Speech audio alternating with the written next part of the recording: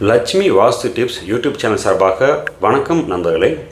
உங்களில் பலருக்கும் அலாரம் எதுவும் வைக்காமலே அதிகாலையில் திடீர்னு கண் விழிப்பு வரதை பார்த்துருப்பீங்க. அதுவும் குறிப்பாக சொல்லணும்னா காலையில் 3:30 5 மணிக்குள்ளே உங்களில் பலருக்கும் திடீர்னு முழிப்பு வந்திருக்கும். இந்த மாதிரியான சம்பவங்கள் உங்களுக்கு நடந்தால் இந்த வீடியோ உங்களுக்கு தான்.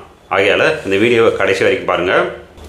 இந்த பிரம்ம முகூர்த்த சமயத்தில் உயிர் சக்தி இந்த பிரபஞ்சம் முழுவதும் பரவி இருக்குமாங்க. இந்த சமயத்தில் தான் நம் உடல் இந்த அற்புதமான சக்தியை ஏற்றுக்குன்னு சொல்லி நம் முன்னோர்கள் சொல்லியிருக்காங்க.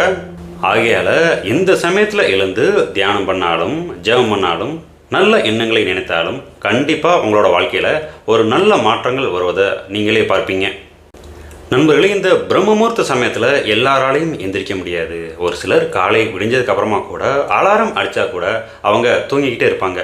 ஆனால் கடவுளால் ஆசீர்வதிக்கப்பட்டவங்களால் தான் சில பேரால் மட்டும்தான் இந்த பிரம்ம முகூர்த்த சமயத்தில் எழ முடியும்னு சொல்லி முன்னோர்கள் சொல்லியிருக்காங்க. அதிலும் குறிப்பாக காலையில் 3:30 மணிலேருந்து 5:30 மணிக்குள்ளே கண் விழிப்பது இறைவன் நமக்கு தரும் அழைப்பாக பார்க்கலாங்க. இந்த பழக்கத்தை நீங்கள் சாதாரணமாக எடுத்துக்கிட்டிங்கன்னா அது உண்மையிலேயே மிகப்பெரிய தவறு. ஏன்னா பரம்பொருள் உங்களுக்கு தரும் சமிக்கையின் காரணமாக தான் உங்களுக்கு அதிகாலையிலேயே விழிப்பு வருது. புராணங்களில் கூட இதை பற்றி ஒரு விடயம் சொல்லப்பட்டிருக்குங்க.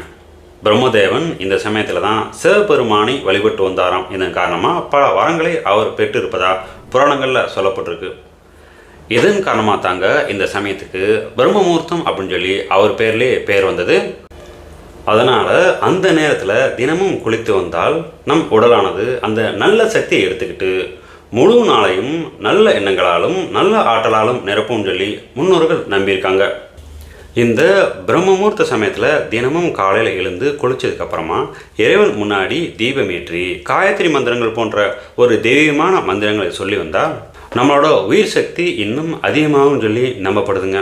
இப்படி தினமும் நம்ம சொல்லிட்டே வந்தோம்னா நம்மளோட உள்ளத்துலேயும் வீட்லேயும் நல்ல அதிர்வுகள் பரவ ஆரம்பிக்கும். பண்டைய காலத்தில் மாபெரும் முனிவரான அகத்தியர் கூட இந்த சமயத்தில் தான் தூக்கத்திலிருந்து எழுந்திருப்பாராம்.